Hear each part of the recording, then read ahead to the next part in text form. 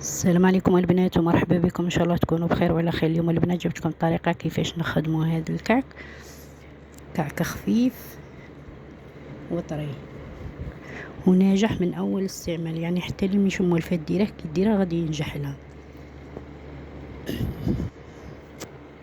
نبداو على بركه الله. الوصفه فيها كاس حليب دافي، كاس ماء دافي، فيها ملعقه كبيره خمارة الخبز، ملعقة كبيرة، فيها كاس قل ربع زيت، وفيها كاس قل ربع سكر، وفيها زريعة البسباس والحبة الطيبة، ديريهم مدقوقين ولا ديريهم هكاك حبات، وفيها قشور الليم، فيها حبة بيض، قرصة ملح،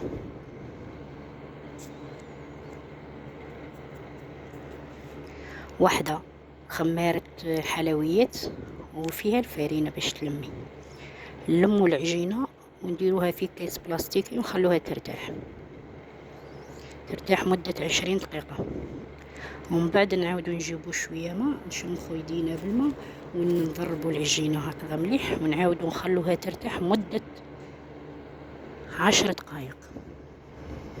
بعد ما ترتاح نجو نقطعوها قطع هكا صغيرة، نديروها كويرات نكوروهم كيما الخبزة هذيك صغيرة، خبزة صغيرة نكوروهم ونحطوهم خبيزات صغار ونخلوهم.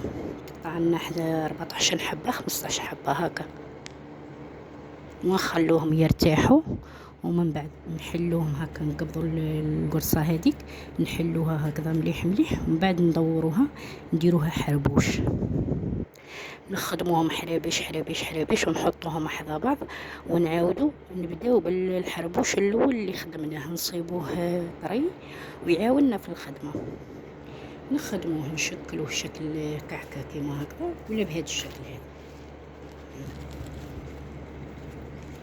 نشكلوه ونديروه في البلا يريح مده 20 دقيقه.